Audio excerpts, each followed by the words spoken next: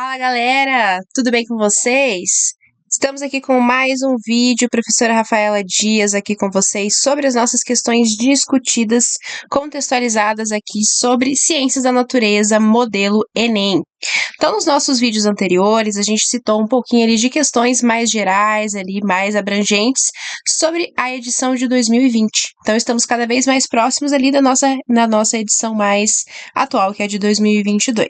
Então, hoje a gente já vai tratar ali da edição de 2021. Já coloquei aqui no cantinho para a gente não esquecer uma atualidade absurda ali que caiu, choveu ali, na verdade, na prova de 2021. Então, 2020, comecinho de pandemia, 2021, prova de ciências da natureza, muito contextualizada, ecologia, relação entre os seres vivos, questões ali envolvendo viroses, doenças, para a gente tratar aqui nos nossos próximos encontros.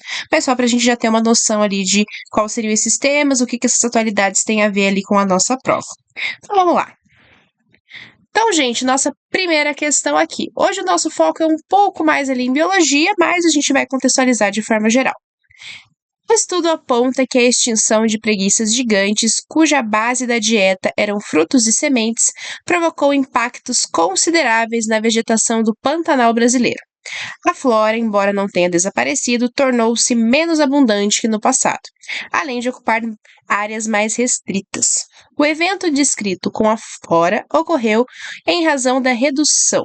Então, beleza, gente. Então, aqui a gente tem uma análise para a gente fazer, já demos uma olhadinha no nosso enunciado.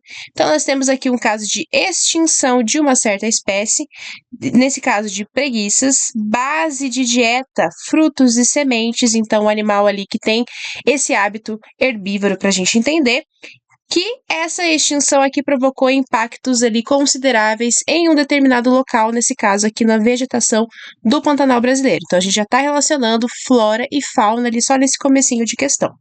No caso ali da dieta, né, da parte ali de o que esse animal se alimenta, o que essa extinção ali teria a ver com essa alteração nesse ambiente.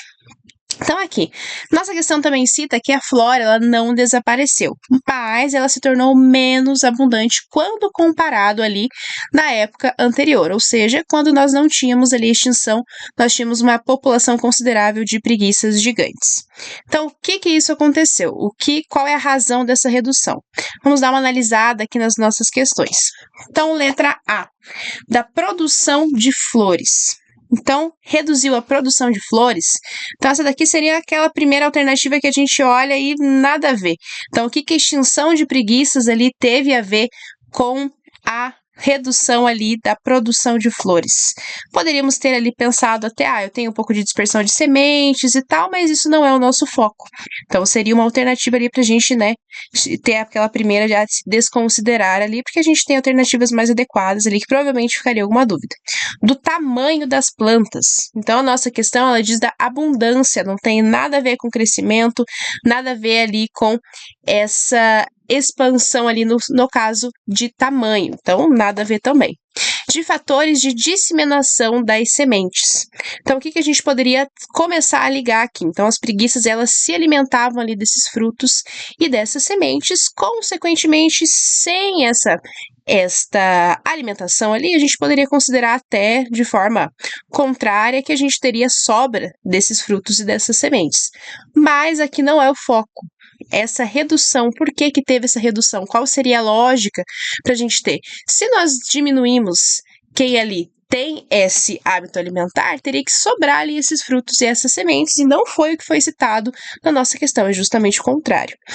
Então, isso aqui a gente deixa para dar uma pensada. Da quantidade de sementes por fruto. Então, uma extinção de um animal não interfere nada ali na questão de disponibilidade de sementes em um determinado fruto. Dos hábitats disponíveis para as plantas, muito pelo contrário, se a gente fosse analisar a extinção, então seria até mais hábitats ali disponíveis para essa abundância. Então, por que seria a nossa letra C? Quando a gente tem esse hábito alimentar ali, de questão ali de frutos e sementes, por mais que a gente poderia se confundir um pouquinho aqui, então essa é uma questão bem complicada ali, bem fácil de se confundir, é pensar no caso, como eu teria menos preguiças, eu teria maior disponibilidade desses recursos. Mas nós temos tipos de disseminação de sementes, e os animais eles têm uma influência muito grande nessa dispersão, nessa disseminação. Vou apresentar para vocês aqui agora principais conceitos para a gente tratar. Então, por mais que a gente tenha a nossa cadeia alimentar e que a gente entenda, por exemplo, podemos comparar aqui, por exemplo, a questão das preguiças com um outro herbívoro, aqui no caso o coelho. Então, se nós tirássemos aqui, teríamos, né, digamos, menos animais se dispondo deste tipo de planta. Mas esse não é o nosso foco, mas só para a gente entender que nós temos uma teia alimentar, então nós temos várias cadeias entre si ali para ser analisadas. Então, se nós mexermos aqui, simplesmente extinguirmos aqui um ser, a gente vai afetar a teia inteira. E vamos pensar um exemplo. Se nós tivéssemos aqui, por exemplo, a extinção das cobras, nós teríamos interferência com relação à predação das cobras, por exemplo, dos ratos aqui. Então, isso haveria um aumento dessa população pela diminuição de predadores e assim, diretamente também, e também menor disponibilidade de comida dos animais aqui que se alimentam dessas cobras. Então, retirando ali um ser vivo, que seja uma planta, que seja um animal, a gente tem essa influência na teia inteira. Então, extinção não é uma coisa aleatória de pensar, mas tem outros tipos de alimentos para esses animais, tem outros tipos de planta. Vai alterar a cadeia, mesmo que seja de uma forma gradativa, vai ter esse resultado em um certo momento. Mas o que nos interessa aqui? Então, a gente vai começar a conversar um pouquinho sobre zoocoria, que é o tipo de dispersão de sementes a partir de animais. Nós temos 3 tipos: a endozoocoria, a sinzoocoria e a epizoocoria. Em biologia, se nós entendemos um pouquinho ali do significado das palavras, a gente já começa a relacionar ali, já começa a facilitar a nossa vida. Então, o que seria a endozoocoria? Endo, a gente vai pensar em dentro. Então, essas sementes, elas são ingeridas por esses animais, vai passar por todo o processo de digestão, e ao final a gente vai ter ali a parte da excreção, que algumas sementes ali podem até ser mantidas e retornarem ali para a natureza para dar novos frutos. Então, esse seria o nosso caso para a gente tratar. Essas preguiças, então, elas ingeririam as nossas sementes e ficariam ali essa semente retornando para o ambiente. Se eu tenho menos animais predando, nesse caso, a gente vai ter menos sementes sendo dispersadas e isso influencia na abundância. Então, por isso que o nosso exercício ali, a nossa questão cita que não houve uma perda total, mas a gente teve uma abundância menor, por quê? Menos disseminação de sementes. Mas só para a gente dar uma olhada nos outros aqui, a gente tem a sinzoocoria. Essas sementes, então, elas são transportadas de forma intencional, ou elas são armazenadas. Então, o animal, ele realmente tem o objetivo de transporte. Ele vai carregar para um certo lugar, seja ali para alimentar um filhote, seja ali para fazer esse armazenamento dessas sementes, então isso é intencional. Já a epizoocoria, esse transporte é ocasional. Então, através de sementes que ficam nas penas, que ficam nos pelos, nas patas, e vão se disseminando conforme o animal se locomove. Então, os 3 casos para a gente entender, mas o que nos interessa aqui seria a endozoocoria. A ingestão, todo o processo digestivo, esse animal ele vai se locomover e vai levar ali, a partir do processo de excreção, essas sementes para outros lugares. Se eu não tenho essa forma de transporte, digamos assim, eu tenho essa menor abundância. Então, ali a nossa população, ali a nossa parte da flora em si, ela não é drasticamente devastada, a gente ainda tem essa reação, mas ali ela tem menos abundância porque eu tenho menos ali disseminadores dessas sementes. Então, esse seria o nosso caso, que seria a nossa letra C.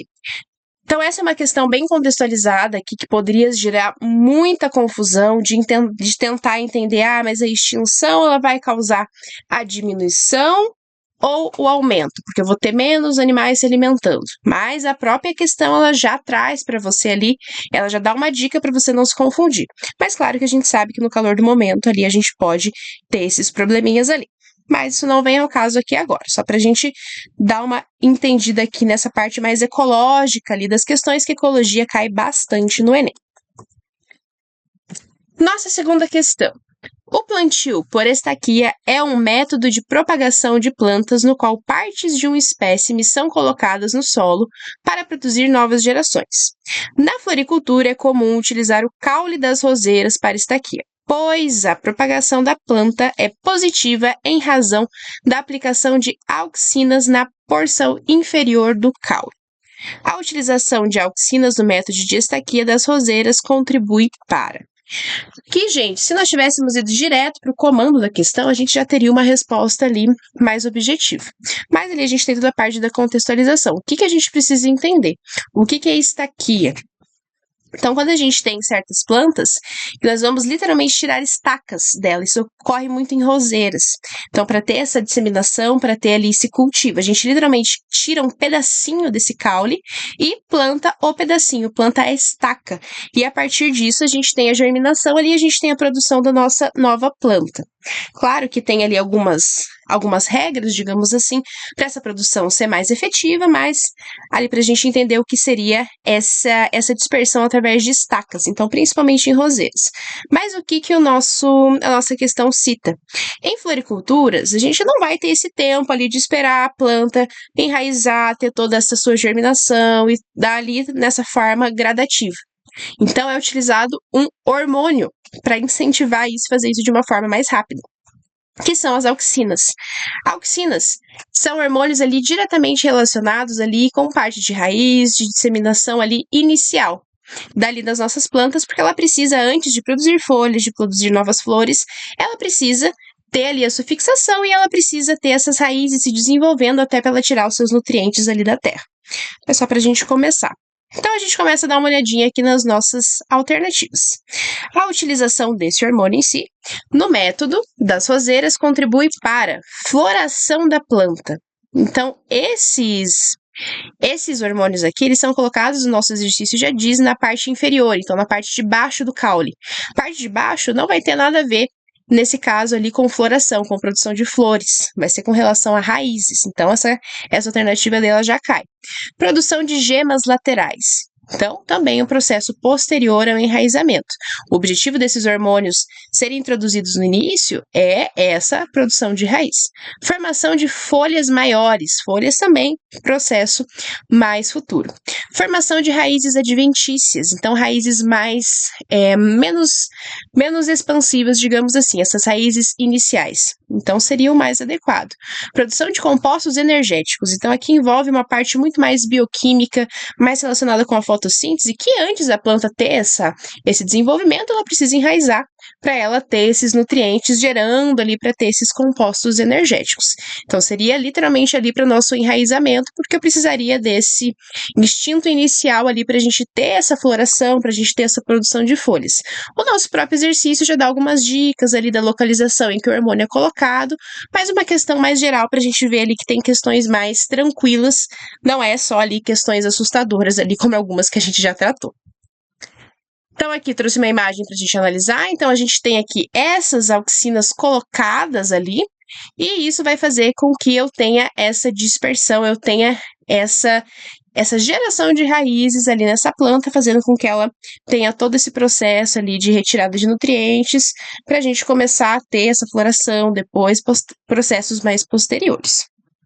Então, a letra D, formação de raízes adventícias, raizinhas menores ali. Outra aqui super pesada no sentido de análise. Então, geralmente, quando a gente tem tabela, nos preocupa bastante pelo tempo que vai ser usado para interpretar essa tabela aqui. Então, vamos lá.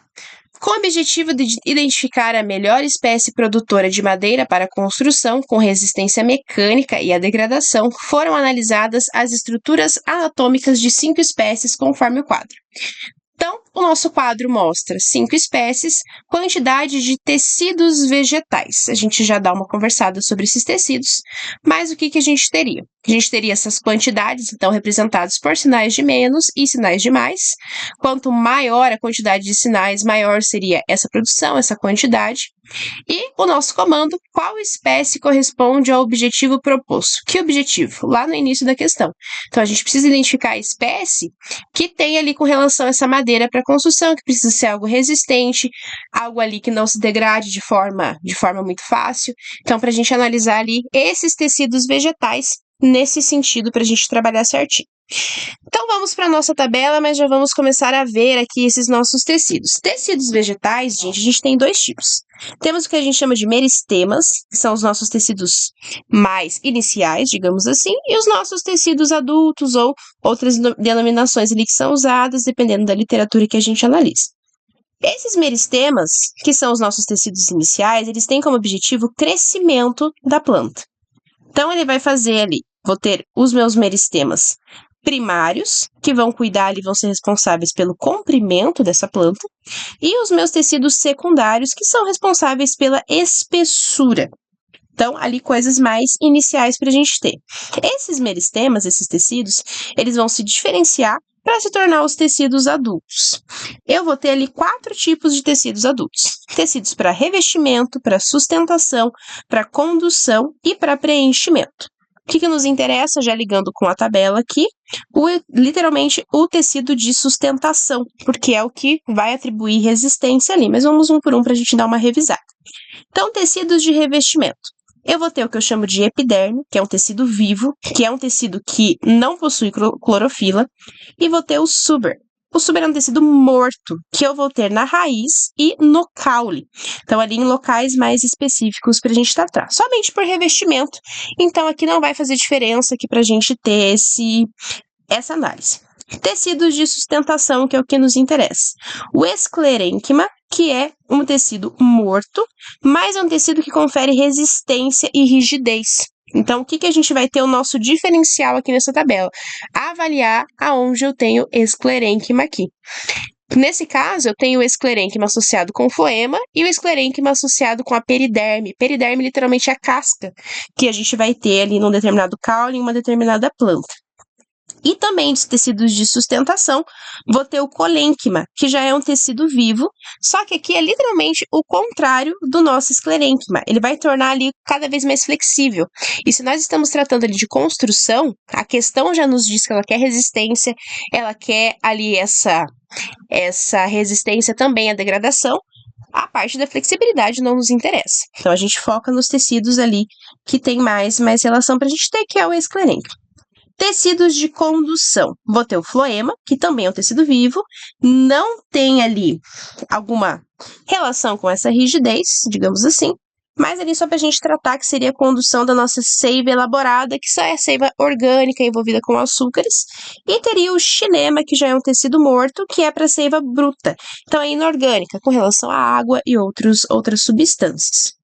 Agora também os nossos tecidos de preenchimento, que nós temos os parênquimas. Temos parênquimas de reserva, que eu vou ter reserva de ar, reserva de amido, reserva de água, e os clorofilianos, que é ali que são os nossos tecidos vegetais relacionados com a fotossíntese. O que nos interessa aqui, que também aparece na nossa tabela? O cerne e o alburno. Então, todo mundo já deve ter visto ali um tronco de árvore cortado ali, até em lojas de decoração. Tem aqueles anéisinhos que vão formando ali nesse tronco quando ele é cortado ali de uma certa forma, de uma forma específica. Cada anelzinho, então, muitas comparações são feitas ali, estudo, cada anelzinho, ele mostra esse comportamento dessa planta diante das diferentes estações do ano. Então, quanto mais anéis ali, mais, digamos assim, mais velha, né, mais desenvolvida seria essa planta. Então, caules muito grossos, eles têm ali mais anéis, porque seriam caules ali que tiveram mais um tempo de vida. Então, árvores ali de grande porte, a gente consegue observar esses anéis mais bonitinhos ali pra gente ver. O que a gente percebe? Geralmente, o meio, ele está ali de uma coloração bem mais forte do que os anéis mais exteriores. Essa parte do meio é o cerne. O cerne ele é um tecido extremamente importante para a resistência. Então, também vai nos interessar para a gente analisar ali na nossa tabela. Então, a gente já sabe que tem que ser o esclerênquima e também o cerne. E a gente tem o alburno, que não tem nada a ver ali com a parte de resistência, é mais ali um tecido relacionado com a condução, só para a gente analisar. Então, com isso, a gente já sabe que nós temos que focar no nosso esclerênquima e no nosso cerne, principalmente. Se a gente já tivesse noção desse cerne aqui, dessa importância para resistência, a gente já responderia a questão na hora. Porque olha a diferença que nós temos aqui de quantidade desse tecido. Mas só para a gente ir relacionando. O que desempataria aqui para a gente ver? O nosso cerne. Teríamos aqui uma relação de floema com esclerênquima. Floema, então, tecido de condução, a gente não teria muita importância. Essa segunda coluna ali não nos interessaria para essa questão em si. E a periderme ela teria uma influência ali com relação à casca e também por estar relacionada com o esclerênquima, mas de longe esse cerne aqui, ele já nos diz qual é o tecido, qual seria a espécie mais resistente para se utilizar nesse comando dessa questão. Então, de longe a gente já olharia ali e seria o nosso número 1. Aqui trouxe uma microscopia para vocês darem uma olhadinha. Então, a gente tem aqui esses tecidos representados aqui certinho. E a gente tem tecidos de condução, os nossos parênquimas, só para a gente visualizar de uma forma mais ilustrativa, digamos assim. Aqui também, quem já quiser tirar um print, uma tabelinha ali só com alguns resumões ali pra gente tratar também, bem interessante. Botânica também cai bastante no Enem. Então, nas últimas edições, dificílimo não teve nenhum caso ali de não caiu botânica. Botânica sempre cai, por mais contextualizado que seja, até em química às vezes tem ali relacionado com reações de fotossíntese e ali todas as relações com os vegetais em si. Então, aqui, gente, ó. Então, o nosso cerne seria aqui a parte mais escura e o nosso alburno aqui a parte mais clarinha. Nossa periderme, então, a nossa casquinha aqui, que seria o que daria diferença ali na hora de se analisar a resistência ou não de uma certa planta para ser usada ali na construção. Não usaríamos uma planta ali flexível, uma planta ali que teria ali mais características que não influenciam na sua resistência.